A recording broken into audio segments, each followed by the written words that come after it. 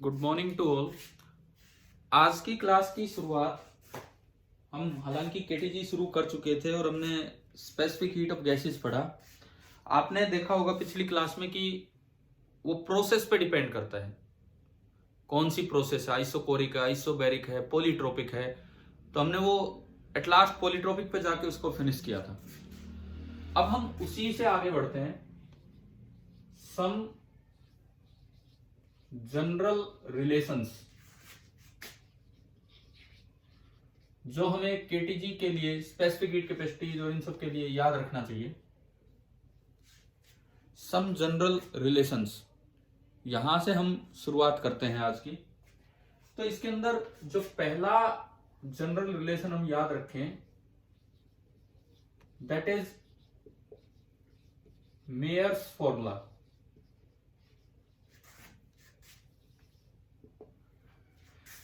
Myers formula होता है Cp minus Cv is equal to R, gas constant.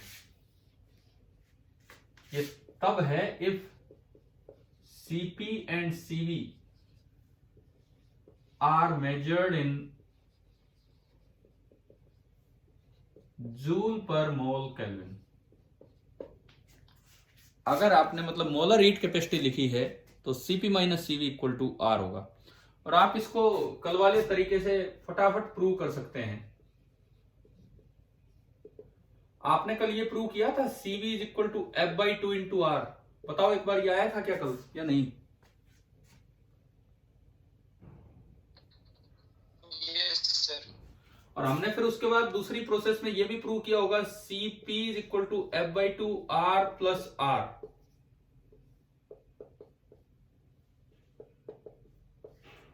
तो अगर आप सेकंड में से फर्स्ट घटा दें तो यहां से बचा Cp minus Cv equal to R। इसे मेयर्स फॉर्मूला बोल देते हैं। और ये मोलर, ये अगर यहां जूल पर किलोग्राम केल्विन हो तो ये नहीं लगाना है। This is not valid if Cp and Cv are measured in joule per kilogram kelvin. अगर आप इसमें मेजरमेंट लेंगे तो ये वैलिड नहीं है। चलिए आप इसको नोट कीजिए, फिर मैं दूसरे रिलेशन पे चलता हूं।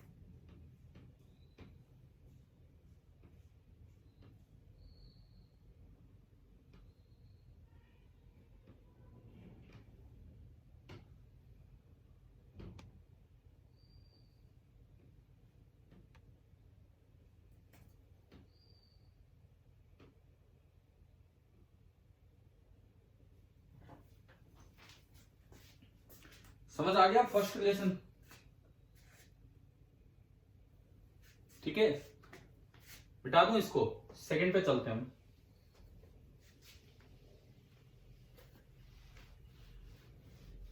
सेकंड रिलेशन है जो आपने थर्मोडायनेमिक्स वाले पार्ट में भी लिखा होगा। Gamma is equal to 1 plus 2/f। क्या हमने पहले कभी ये फॉर्मूला याद किया है विदाउट प्रूफ या नहीं? बताओ। Yes sir. कर रखा है। अब देख लेते हैं इसको भी। सेकंड जो हमारा जनरल रिलेशन है उसको भी देख लेते हैं। देखो, बाय डेफिनेशन गामा होता है Cp upon Cv। Cp upon Cv। अच्छा, Cp को मैं लिख सकता हूं Cv plus R, Mayer's formula से, अपॉन Cv। अलग अलग आप डिवाइड करो तो Cv by Cv plus R by Cv, ये 1 हो गया। और R अपॉन Cv होता है F/2 और इंटू R। और R से R कटेगा एंड यहां से अल्टीमेटली आपको दिख जाएगा कि gamma is equal to 1 plus R से R गया 2/f। ये आपका प्रूफ है।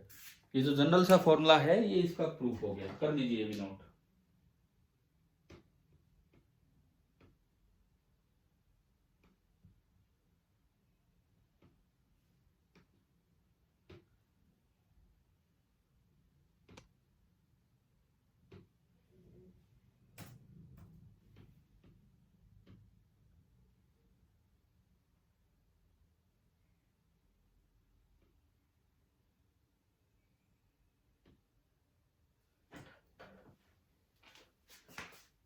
चलें तीसरे रिलेशन की तरफ।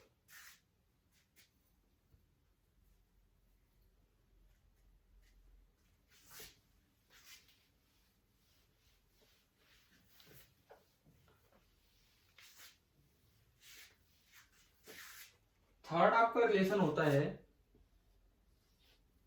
CV is equal to du/dt for 1 mole of a gas.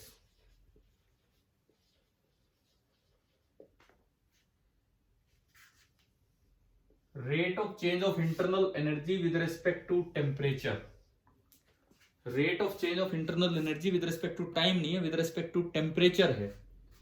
कैसे इसको भी प्रूव करते हैं हम। देखो आपने पीछे एक फॉर्मूला याद किया था U is equal to F/2 nRT, जो इस चैप्टर में आगे चल के प्रूव होगा। हाँ जी बताओ, ये ध्यान है, पीछे यूज किया हमने कभी U is equal to F/2 nRT? Yes sir. तो for n equal to 1 U बना F/2 RT। Differentiating both sides, differentiating with respect to temperature, तो ये आपका आया du/dt। टेम्परेचर ये चीजें तो कांस्टेंट है, बाहर निकाली, dt/dt, और dt/dt होता है 1, यानी कि du/dt that is equal to F/2R, और F/2R जो होता है दैट इज CV। तो ये आपका ये प्रूव हो गया कि 1 मोल के लिए ये इस तरह से छोटे छोटे रिलेशंस हैं, तो आप इन्हें समझते चलें, लिखते चलें।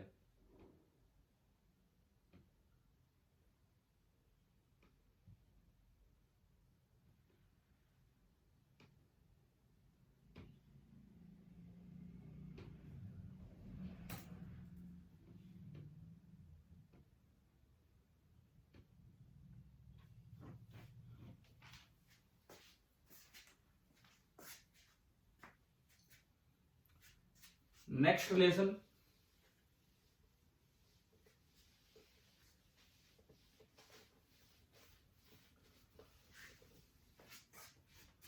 फोर्थ रिलेशन हमारा होगा CV that is equal to R upon gamma -1। CV is equal to R upon gamma -1। ये छोटे छोटे रिलेशंस हैं जो हमें याद रखने चाहिए। अब हम कर देते हैं इसका प्रूफ।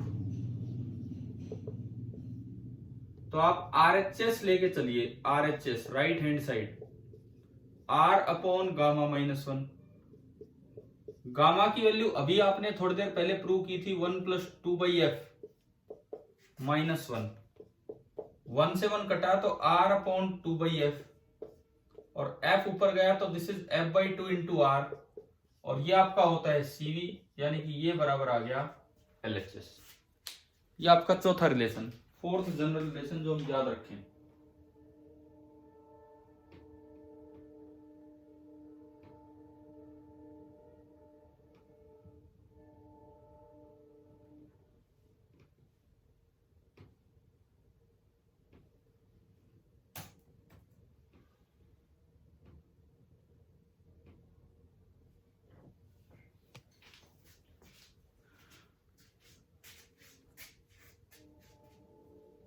क्लियर हो रहे हैं ना, ये छोटे छोटे रिलेशन समझ तो आ रहे होंगे। पांचवें रिलेशन पे हम चलते हैं, fifth relation, CP that is equal to gamma R upon gamma -1। ये आपका पांचवा रिलेशन है, और इसका प्रूफ भाई गामा होता है CP अपॉन CV। इसका मतलब CP हो जाएगा गामा इंटू CV, एंड हमने अभी प्रूव किया था कि CV है R अपॉन गामा -1, तो इसका मतलब जो CP आएगा ये गामा से मल्टीप्लाई हो जाएगा, तो गामा R अपॉन गामा -1। ये छोटा सा प्रूफ इस चीज का। ये आपका 5वां जनरल रिलेशन, ये भी नोट कीजिए।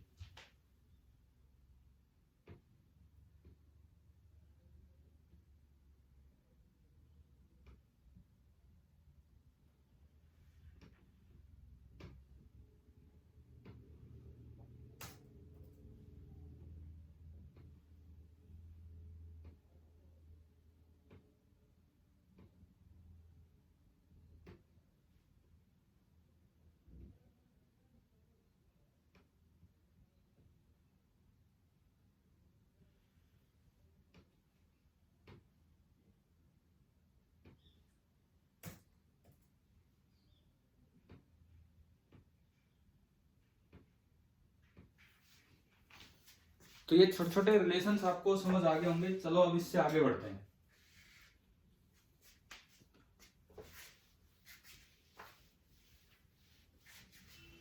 अब जो अगला काम हम करेंगे, हम 3-4 वैल्यूज लिखेंगे for different different types of gases. देखिए, सबसे पहले मैं लेता हूं mono atomic gases.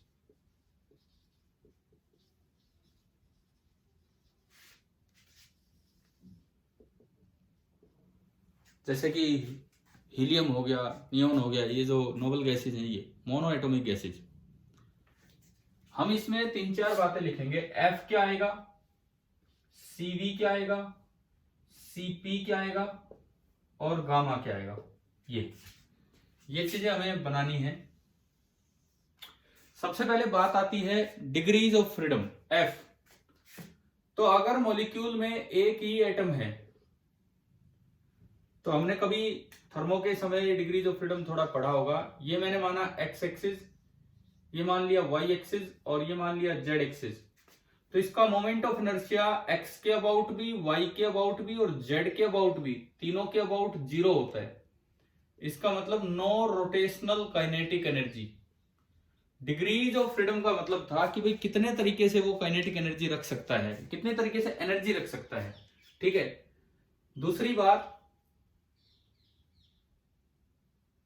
Translational kinetic energy इसमें 3 टाइप से आ सकती है।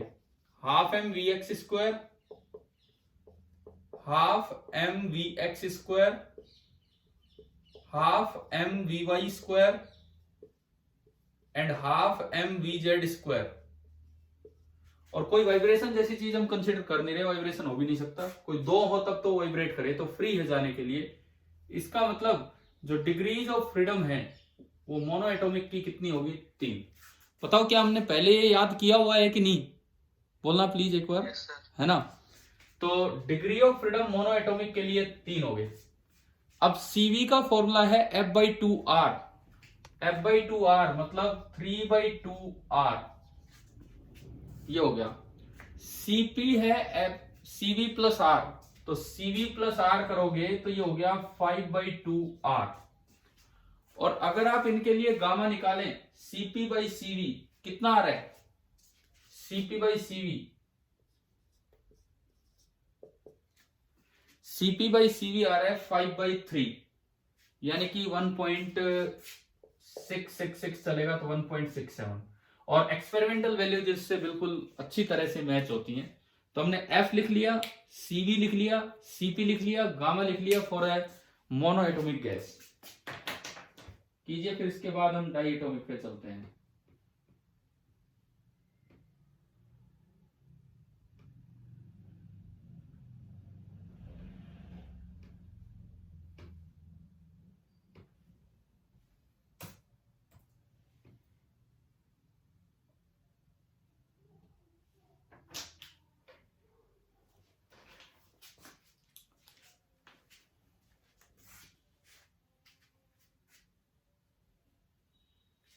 चले भी आगे बढ़े। मोनो एटॉमिक आ गया आपको समझ,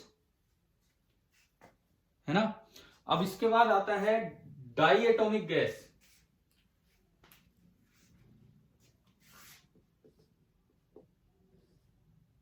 अच्छा, ये हम मान के चल रहे हैं कि कोई बहुत हाई टेम्परेचर नहीं है। हम मान के चल रहे हैं कि एट रूम टेम्परेचर आप ये बात कर रहे हैं, मतलब कोई वाइब्रेशन जैसी नॉर्मल चीज नहीं है वहां पे। डायटोमिक जैसे H2N2 इस तरह की चीजें। अब अगर डाइएटोमिक गैस है, डाइएटोमिक गैस, तो इसका आई एक्स तो जीरो है, एक्स एक्सिस के अबाउट तो मोमेंट ऑफ इनर्शिया जीरो है, दोनों पॉइंट मॉलिक्यूल, पॉइंट एटम है, ये साइज कुछ भी नहीं है और ये एक्स पे लाई कर रहे हैं। लेकिन आई वाई और I z they are non zero. They are non zero मतलब रोटेशनल काइनेटिक एनर्जी के दो टाइप हो सकते हैं, दो type, half I about y axis omega square and half I about z axis and omega square. इसके दो type बन सकते हैं, half I about y axis omega square and half I about z axis and omega square. ये दो type बन सकते हैं। ट्रांसलेशन के तो तीन बन ही सकते हैं। तो डिग्रीज ऑफ फ्रीडम 3 + 2 5, और कोई वाइब्रेशन अभी है नहीं, हम नॉर्मल रूम टेम्परेचर पे मान के चल रहे हैं, तो डिग्री ऑफ फ्रीडम आपके हो गए 5, है ना, पहले पढ़ा हुआ हमने ये। तो अगर मैं यहां चेंजेस देखूं, एफ हो गया 5 डाइएटोमिक गैस के लिए, सीवी, सीवी आपका हो गया 5/2r, सीपी अगर निकालें तो +r करेंगे तो ये हो जाएगा 7/2r, एंड गामा CP/CV जब आप करेंगे तो 7/5, और ये आपका आएगा 1.4। ये आपका हो गया डाई एटोमिक गैस। कर लीजिए इसको भी आप नोट।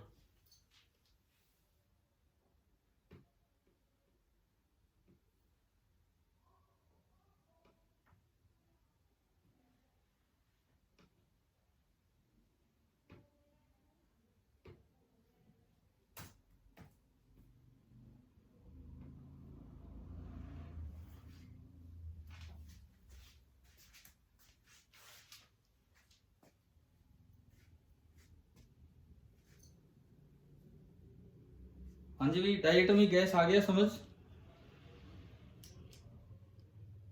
ठीक है, चले आगे। तीसरा हम लेते हैं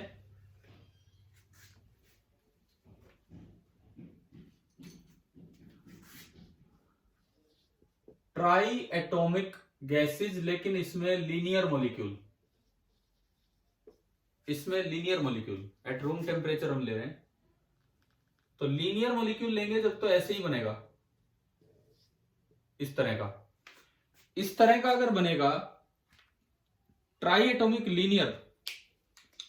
अब इसमें एक चीज का ध्यान रखना, पहले भी कभी मैंने आपको बताया होगा, एक्सेप्ट क्या लेना है, CO2।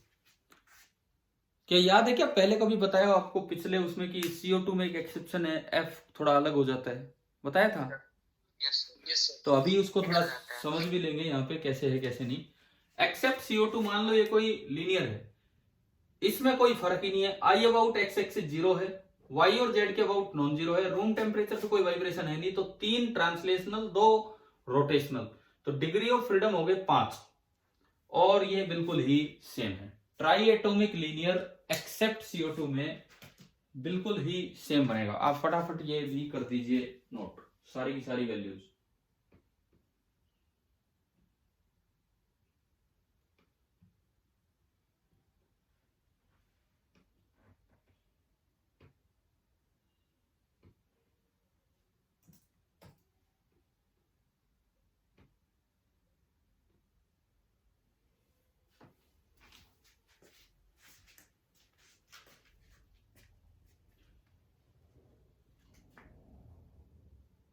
अब एक बार हम ट्राइएटोमिक लीनियर का ही ये एक्सेप्शन वाला केस लेते हैं कि CO2 में ऐसा क्या होता है।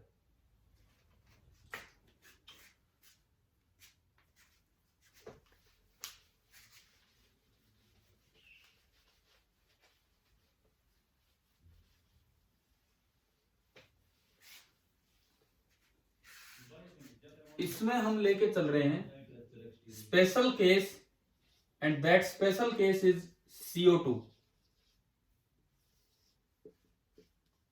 Special case is CO2 molecule. ये वाला केस हम लेके चलते हैं और इसके लिए देखेंगे कि ये सब क्या बनेगा।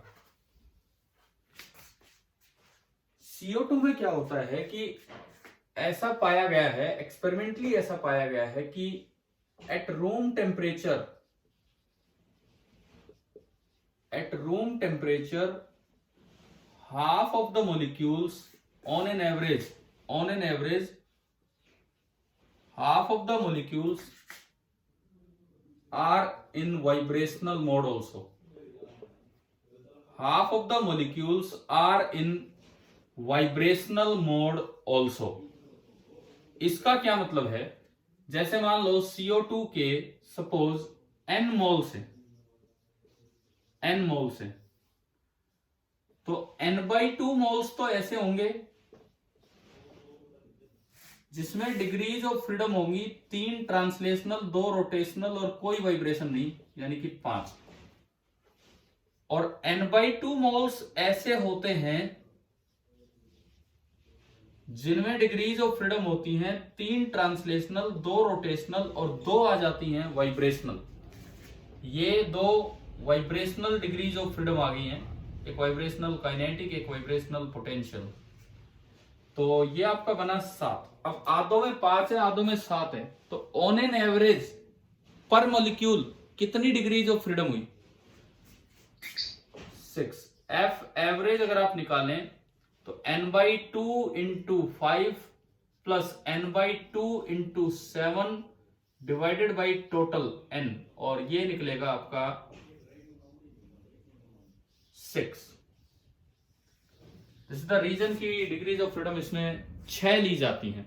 तो CO2 में रूम टेम्परेचर पे भी आप 6 लेंगे, तो CV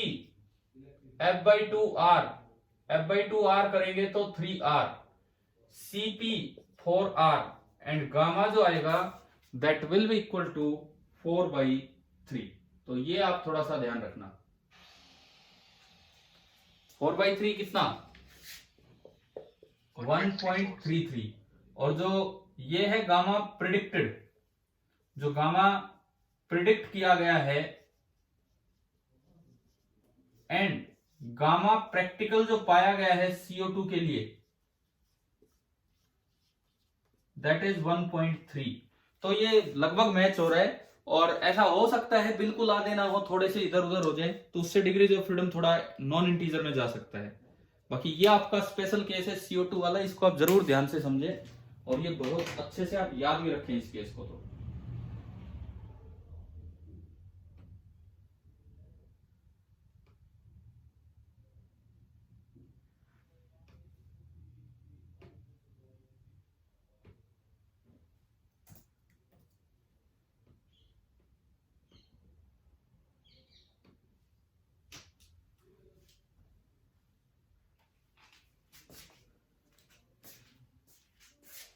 हाँ जी, क्लास समझ तो आ रही है ना आपको अच्छे से?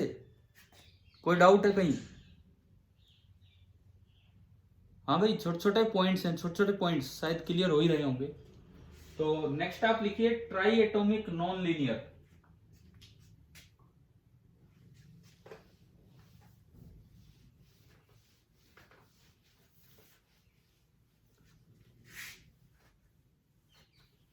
जैसे कि H2O हो गया, इस तरह से ट्राई एटॉमिक नॉन लीनियर की मैं बात करता हूं, और हम सिंपल रूम टेम्परेचर पे बात कर रहे हैं। जैसे H2O टाइप मॉलिक्यूल है इस तरह का। अब अगर आप देखें एक्सिस बनाए, ये let it be the x axis, let it be the y axis, and बाहर है जेड एक्सिस। एक्स के अबाउट भी moment of inertia non zero है क्योंकि एक मॉलिक्यूल बाहर है, वाई के अबाउट भी 2 मॉलिक्यूल बाहर है, और जेड के अबाउट भी 2 मॉलिक्यूल बाहर है। इसका मतलब आई एक्स भी नॉन जीरो है, आई वाई भी नॉन जीरो है, एंड आई जेड भी नॉन जीरो है। इसका मतलब 3 तो आपके पास होगी रोटेशनल काइनेटिक एनर्जी, 3 होती है ट्रांसलेशनल काइनेटिक एनर्जी, और रूम टेम्परेचर पे कोई वाइब्रेशन होता नहीं है, यानी कि जो डिग्रीज ऑफ फ्रीडम है वो कितने हो गए? 6। तो F आपका आया 6, तो CV 3R, CP 4R and gamma, ये प्रिडिक्टर और इसको हटाओ, गामा जो इनका आएगा वो आएगा 4/3 यानी कि 1.33। वो प्रिडिक्टेड वगैरह तो हमने एक बार कंफर्म किया था CO2 के लिए, और किसी के लिए नहीं, CO2 के लिए। बना लीजिए आप इसको भी।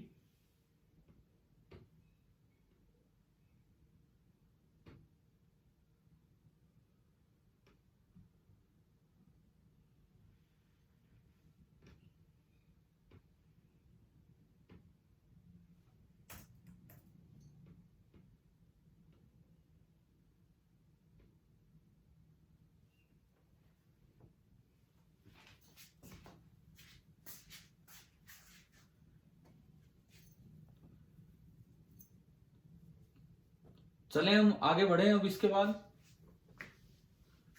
पॉली एटॉमिक में भी आप यही ट्राई एटॉमिक वाला मान सकते हैं।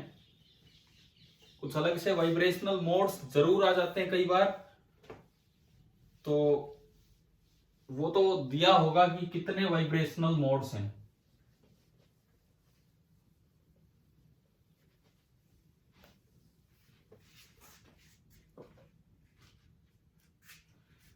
इसके बाद आता है इंटरनल एनर्जी तक कैसे पहुंचा गया। उसके लिए मैक्सवेल ने एक लॉ दिया था।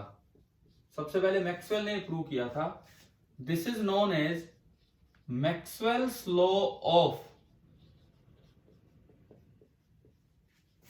Equipartition of energy. Maxwell's law of equipartition of energy. Maxwell ने बताया कि भाई ये इक्विपार्टीशन एनर्जी का मतलब है कि आइडियल गैस बहुत अच्छा बंटवारा करके चलती है एनर्जी का।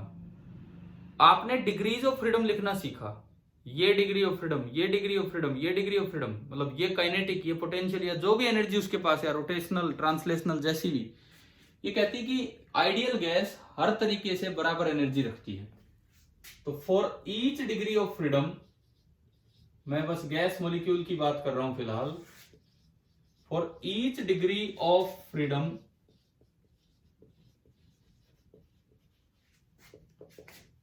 in an ideal gas,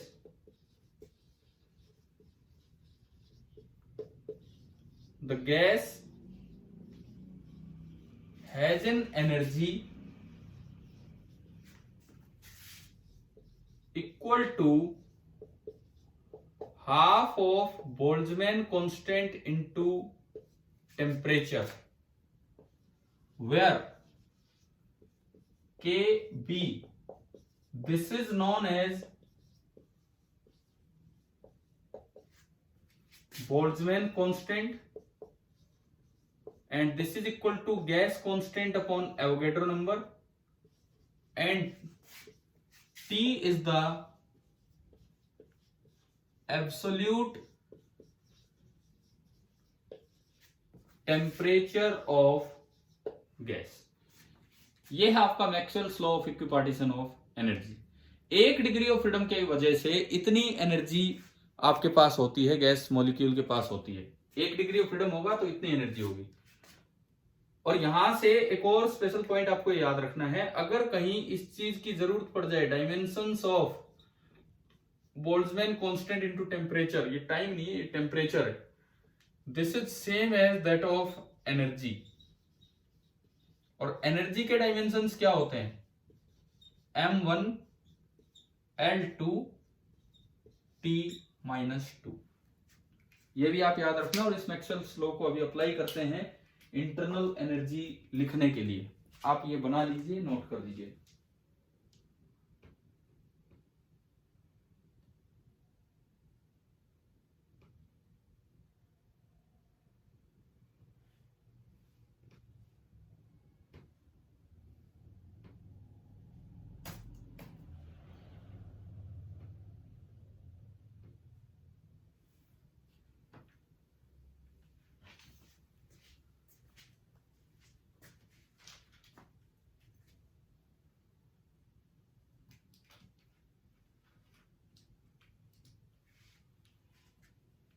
चलो अब इन दोनों चीजों को थोड़ा थोड़ा यूज करके देखते हैं।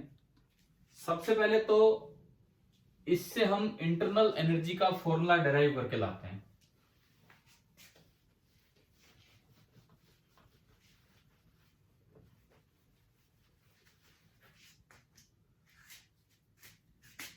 हमने एक फॉर्मूला पढ़ा था कि internal energy of an ideal gas, internal energy of an ideal gas, इसका फॉर्मूला पढ़ा था U is equal to F/2 nRT। बताओ, ध्यान है? ये ध्यान है? U is equal to F/2 nRT पीछे यूज करते आए, अभी आज भी लिखा था। देखिए ये कैसे प्रूव होगा, आप ये देखिए। सपोज ये कोई कंटेनर है और इसके अंदर n मोल्स हैं ऑफ एन आइडियल गैस, ठीक है। और मैंने माना कि F है number of degrees of freedom of a molecule.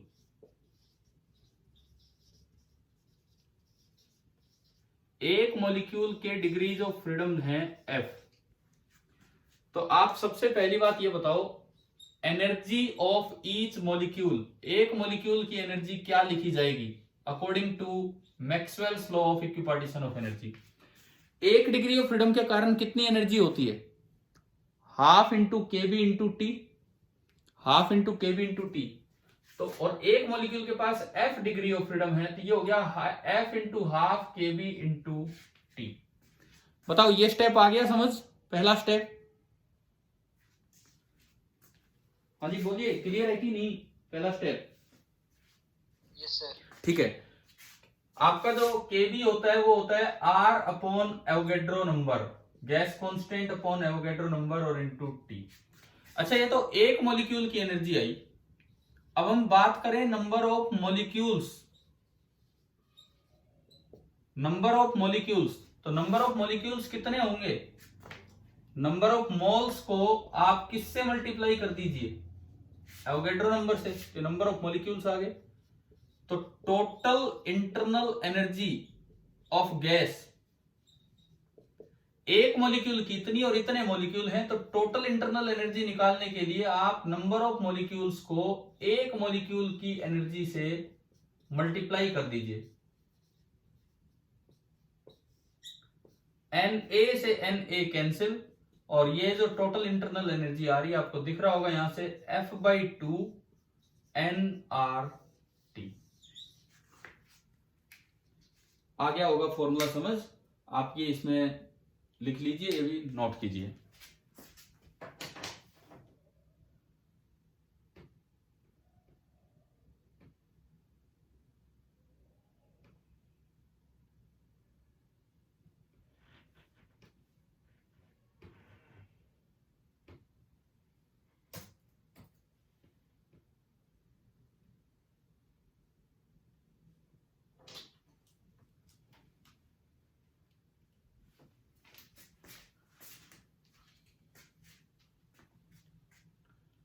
अब अगर आप यहां से इवन एनर्जी लिखना चाहें अलग अलग इसकी, जैसे मोनो एटॉमिक की और ये सब, तो इसी में यूज कर सकते हैं डायरेक्टली। तो देखिए, अगर मैं बात करूं mono atomic molecule, mono atomic gases, तो मोनो एटॉमिक गैसेज में एफ आप लेते हैं 3, इसका मतलब जो यू हो गया 3/2 nRT, ये बना मोनो एटॉमिक गैस का। अगर मैं बात करूं diatomic gases, diatomic gases में आप F कितना लेते हैं? 5। तो इंटरनल एनर्जी ऑफ गैस का फॉर्मूला बन गया 5/2 nRT। अगर हम बात करें ट्राई एटॉमिक एंड लीनियर, तीसरा मैं बात करता हूं try atomic linear except CO2। तो try atomic linear except CO2 में भी आपका F बना था कितना? 5, यानी कि U internal energy at room temperature आपकी बनेगी 5/2 nRT। अगर मैं बात करूं CO2 गैस की, तो रूम टेम्परेचर पे आपका F बना था 6, यानी कि U आपका होगा 6/2 यानी कि 3 nRT। और अगर हम बात करें ट्राई एटॉमिक नॉन लीनियर की,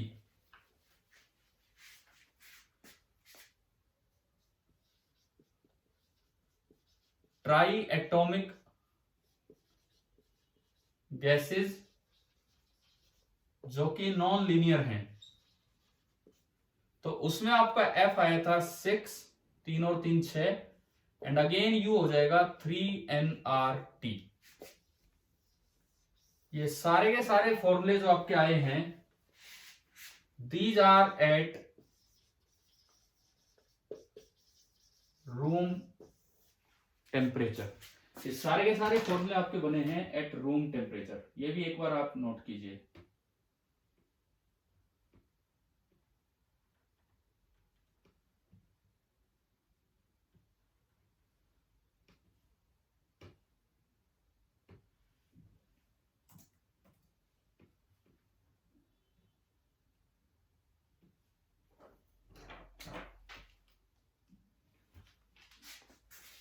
आज हमने कम समय में काफी छोटी छोटी बातें सीख ली हैं, शायद आपने लिख लिया होगा।